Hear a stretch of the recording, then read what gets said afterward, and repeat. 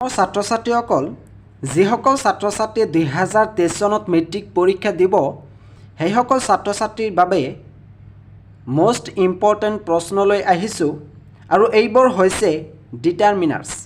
আৰু 2022 চনত এইবোৰ আহিছিল আৰু এই ডিটাৰমিনাৰ্ছ কেইটা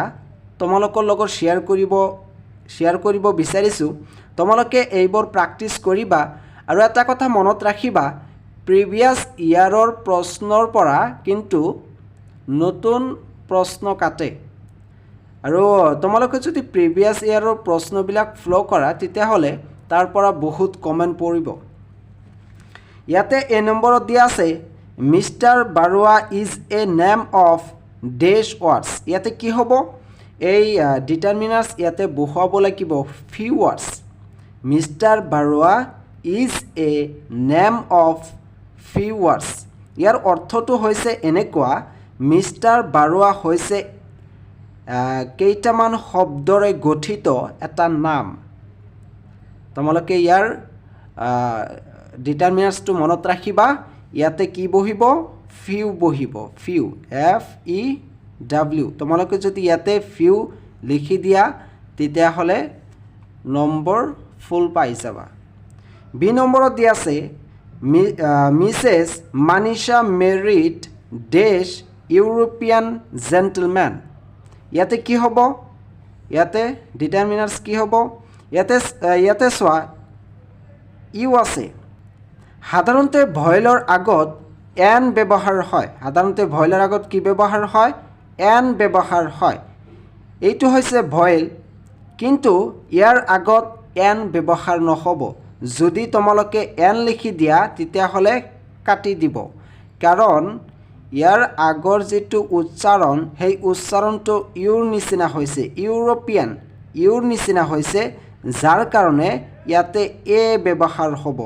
এ লিখিলে সম্পূৰ্ণৰূপে শুদ্ধ হ'ব যদি এন লিখি দিয়া তেতিয়াহ'লে ভুল হ'ব কাৰণ ইয়াৰ উচ্চাৰণটো ইউৰ নিচিনা হৈছে যদি কোনোবাই ভাবিছে যে ইয়াৰ আগতে ই আছে ভয়েল আছে তেতিয়াহ'লে এন লিখি দিলে নহ'ব এন লিখি দিলে সম্পূৰ্ণৰূপে ভুল হৈ যাব ইয়াৰ আগত এ লিখিব লাগিব এ লিখিলে শুদ্ধ হ'ব সি নম্বৰত দিয়া আছে I want only dash encourage for you I want only dash encourage for you encourageৰ অৰ্থ হৈছে অনুপ্ৰেৰণা ইয়াতে লিখি লবা অনুপ্ৰেৰণা ইয়াৰ অৰ্থটো হৈছে অনুপ্ৰেৰণা ইয়াতে কি হ'ব তেতিয়াহ'লে I want only dash encourage from you তোমাৰ পৰা মই অলপ অনুপ্ৰেৰণা বিচাৰিছোঁ ইয়াৰ অৰ্থটো হৈছে তোমাৰ পৰা মই অলপ অনুপ্ৰেৰণা বিচাৰিছোঁ তেতিয়াহ'লে এই অলপ ফিউ যদি বহুৱাই দিওঁ তেতিয়াহ'লে ফিউ শব্দ ডিটাৰমিনাৰ্ছটো সংখ্যাৰ ক্ষেত্ৰত ব্যৱহাৰ হয় ইয়াতে ফিউ ইউজ নহ'ব তেতিয়াহ'লে কি ইউজ হ'ব লিটল হ'ব ইয়াতে লিটল ইউজ হ'ব কিন্তু তোমালোকে চোৱা লিটলটো হৈছে এইটো কোৱান্টিটিৰ ক্ষেত্ৰত ব্যৱহাৰ কৰা হয় আৰু অনুপ্ৰেৰণা ইয়াৰ ক্ষেত্ৰত এইটো ব্যৱহাৰ হ'ব আৰু